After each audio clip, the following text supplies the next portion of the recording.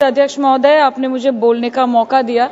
आज बहुत शेर बोले जा रहे थे सदन में, तो मैं भी एक शेर से शुरू करना चाहती हूँ कि तेरा इंतजार करेंगे हम, चाहे जमाने लग जाए, या तो तू आ जाए या हम ही ठिकाने लग जाए।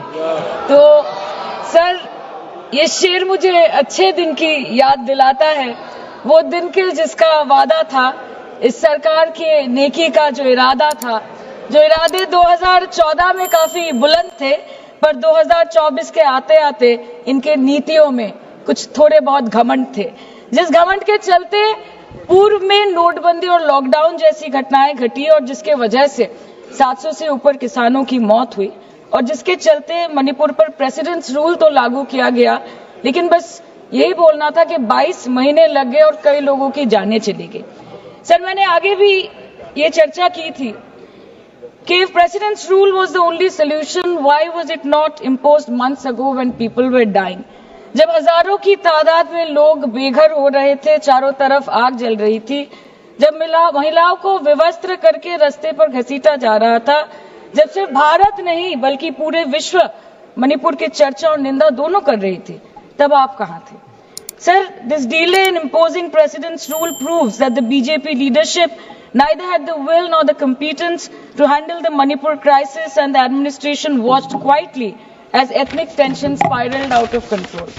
सर, मैं ज्यादा डिटेल में नहीं जाऊंगी क्योंकि हमने चर्चा पहले भी की है और आज लगभग 2:15 को हम मणिपुर पे आलोचना कर रहे हैं। इतना इंपॉर्टेंस अगर पहले दिया होता तो शायद इसकी नौबत ही नहीं आती। So this is what I think. पर सर, ये शर्मिंदगी की बात है कि आज भारत के एक राज्य में प्रेसिडेंट्स रूल है। ये भी शर्मिंदगी की बात है कि 140 करोड़ की आबादी में 80 करोड़ को मुफ्त में राशन दिया जाता है। आज सर, लाखों नौजवान हैं जो बेकार बैठे हैं। 1 से 2% ऐसे लोग हैं जो सिर्फ टैक्स पेएबल के क्राइटेरिया में आते हैं और बीजेपी है जो सब चंगासी का कुर्ता पजामा पहन के घूमते रहते हैं। ये दिखाने के लिए अच्छी बात है, लेकिन ग्राउंड रियलिटी कुछ अलग ही है। सर, 2023 में टॉप 10 VPNR के रिपोर्ट के अनुसार मणिपुर में 212 दिन से ऊपर इंटरनेट शटडाउन किया गया था, a total of 5088 hours, marking it the second highest after Jammu and Kashmir. This led to huge economic loss in Manipur, approximately 3,157 crore. The economic blockade in Manipur affecting the two main national highway lasted for 66 days with rough estimates of loss of around 250 crore per day, which is a whopping rupees 17,000 crores in over 2 months. Over 67,000 people were forced to leave their homes and cramped up in only 360 relief camps. Nearly 12,000 people fled to Mizoram. Approximately 7,000 people sought refuge in Nagaland, Assam and Meghalaya. Over 1,700 people taken refuge in Kachhat district as of June 2024.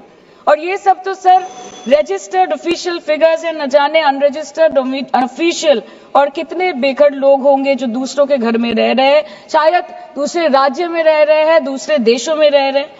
ये इसीलिए हुआ है sir क्योंकि मणिपुर की सरकार, double engine सरकार ने, उनकी मंशा ये नहीं थी कि वहां के लोगों को शुरू से प्रोटेक्शन दिया जाए, कि उनको शुरू से रिलीफ दिया जाए। अगर वही होता तो 22 महीनों से इन्होंने मणिपुर को जलने ना दिया होता। सर, मैं 2 मिनट में खत्म करूंगी। You want to move the resolution, of course we have to be with that, लेकिन 1 अप्रैल 2025 मतलब एक दिन पहले से मिनिस्ट्री ऑफ होम अफेयर्स ने armed forces special powers act को 6 महीनों का एक्सटेंशन देके मणिपुर, अरुणाचल प्रदेश और नागालैंड में इफेक्टिव कर दिया है। इससे समझ आता है that law and order in Manipur has seriously deteriorated. आज भी बीरेन्द्र सिंह जी बीजेपी वाले बोल रहे थे कि 1960 से हजारों रिफ्यूजीज मणिपुर में घुस के बैठे हैं, 2001 का सेंसस रिव्यू करना है और डिलिमिटेशन से पहले एनआरसी लाना है। मतलब आपको कुछ सुधारना नहीं है, आपको बस और बिगाड़ना है। जिस तरह असम में एनआरसी के नाम पे इस सरकार ने 1500 करोड़ से ऊपर फूंक दी और करीबन 19 लाख लोगों को अस्तित्व संकट में डाल दिया, अब वही हरकत दोबारा दोहराना चाहते हैं मणिपुर के लोगों के साथ। अध्यक्ष महोदय, मैं अंत में बस इतना कहना चाहती हूँ मणिपुर के भाई और बहनों की तरफ से कि जिंदगी यूं भी गुजारी जा रही है जैसे कोई जंग हारी जा रही है। जिस जगह पहले के जख्मों के निशान हैं, फिर वहीं पर चोट मारी जा रही है, इसलिए आपके माध्यम से इस सरकार से मेरी यही अपेक्षा रहेगी कि मणिपुर के हालात में सुधार लाए, वातावरण में संतुलन लाए, पहले अपने देश के लोगों को मित्र बनाए, फिर जाके विश्व बंधु कहलाए जाए. That the Home Minister and the Prime Minister should work overtime and step outside their comfort zone to address the needs of the people and restore normalcy at the earliest in Manipur. Thank you, sir.